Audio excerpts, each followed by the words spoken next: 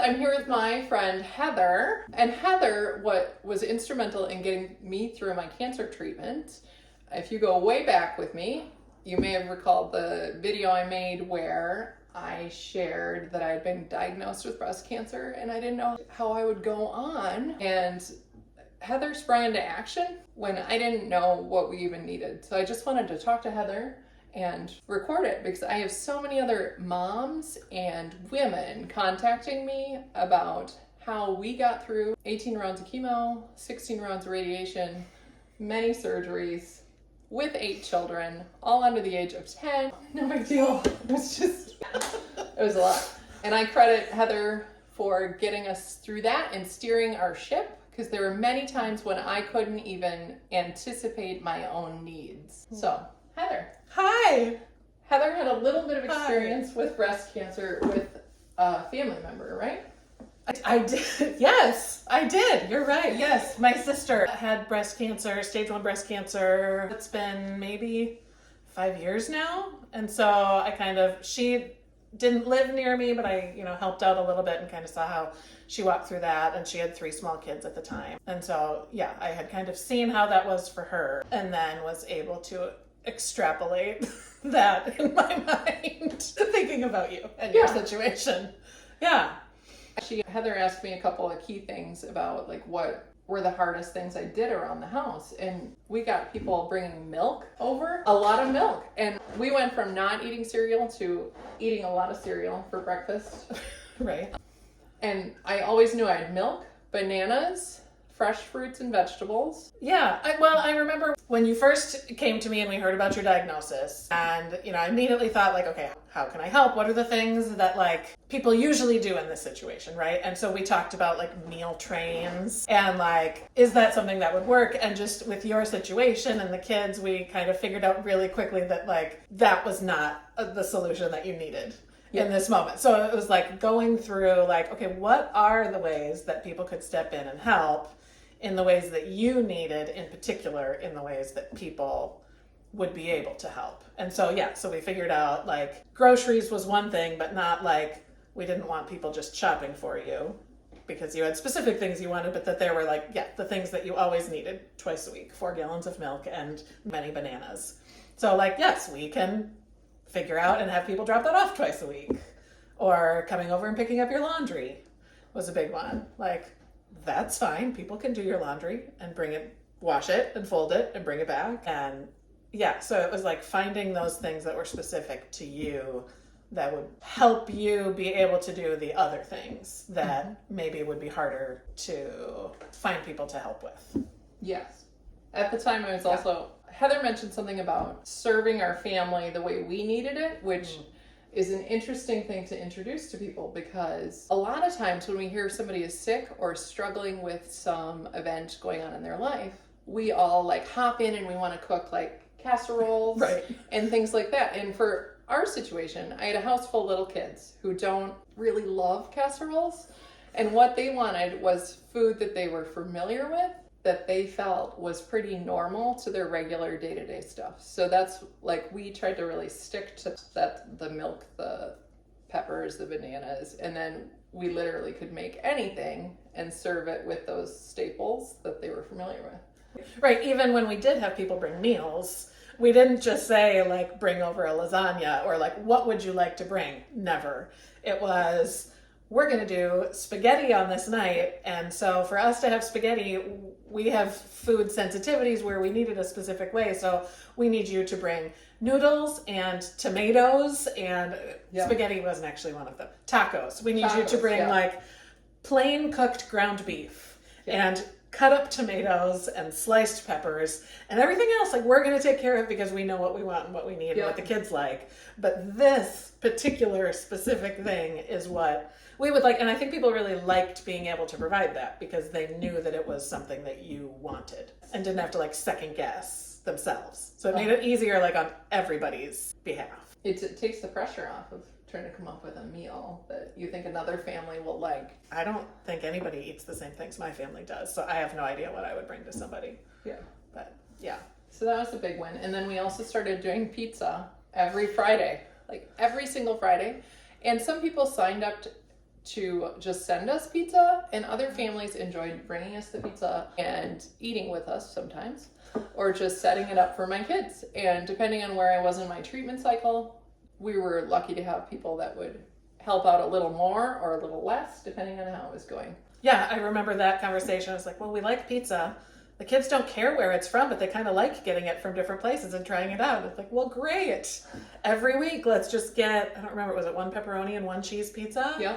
From anywhere that you want. And like, people signed up so quickly. I mean, number one, because everybody wanted to help. Yeah. Like, so many people just wanted to help. And they knew, like, well, that's easy for me and it's easy for you. So, like, duh, why wouldn't I do this? Yeah, I liked it. We're finally just getting back into eating pizza after. A little overdose on that. Yeah, we ate pizza like on a schedule. Yes. Every Saturday, Friday, and probably Yeah. Saturday if there were leftovers. Yes. Yeah.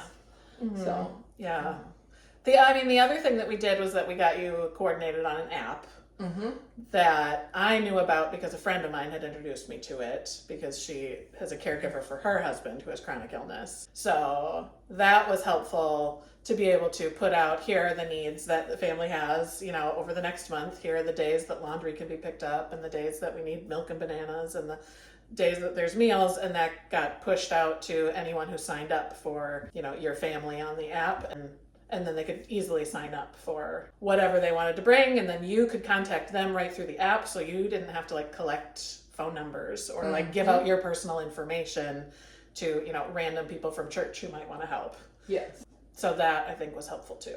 For one of my kids' birthday parties early in this, I was like, my gosh, we have a birthday coming up, and I had neglected to like plan for any of it. And It's like you were busy. I was very busy, and I put it on there that I needed like party decorations, wrapping paper, and then somebody signed up and brought that to me. And then a woman I didn't even know later like walked into my house and handed me ice cream because I had forgotten to buy ice cream for the birthday cake that somebody else had brought. And she was like, I can get you ice cream. And she just walked it in and gave it to me. And it wasn't a big deal, and it wasn't weird at all. Right, yeah, you could just put it on the app, it got pushed out, and someone's out running errands. Like, great, I'll do that right now. Super. Or I remember being here one night with your kids. You were, I don't know if you were out of town at an appointment, but there were 2 of us here with the kids, and we figured out you weren't going to be back in time for dinner, and we hadn't made a plan for dinner.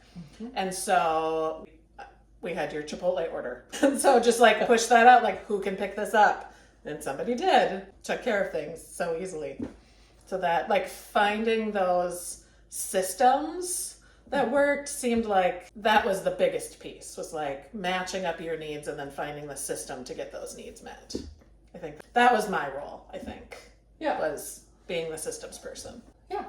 And it worked well. But look, you're still here. I'm still here. You're still here. So I credit Heather's ingenuity in this area to getting me through my treatment, because I went 2 hours away for most of my medical treatment, and I wouldn't have been able to do that if somebody wasn't carrying the weight of my family during those times. And I'm glad that I was able to drive further away and get involved in the research trial, because, you know, today I'm still on medicine that wasn't even approved for use a year ago, and I'm here. I'm grateful. But it took a team. I mean, it took a whole team to, first of all, to say, I remember you coming to us and saying, like, what do you think? I don't know what I should do. If I should do this far away treatment or just do what's in town and hope for the best. And we said, well, your kids need you. Of course you need to do the best treatment, and we have this team, so we're going to figure it out. And so we worked together and we figured it out. It all worked. I think using the Ianacare app and connecting with people that we knew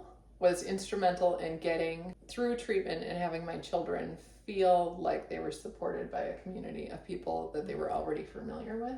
Yeah, and I would say, I mean, you already had a community. You know, you had people that cared about you. So it was, part of the challenge was that, like, you had all these kids that needed a lot of things. Yeah. And a lot of the people that were in your community that cared about you weren't necessarily able to provide childcare. That was not like a match, like it was like this. So it was like trying to catch those people, like, okay, what can you do that would be helpful? And what, you know, like, so yeah, a lot of it was like figuring out what are the needs, what are the things that people can do, and then how do we fit those puzzle pieces together.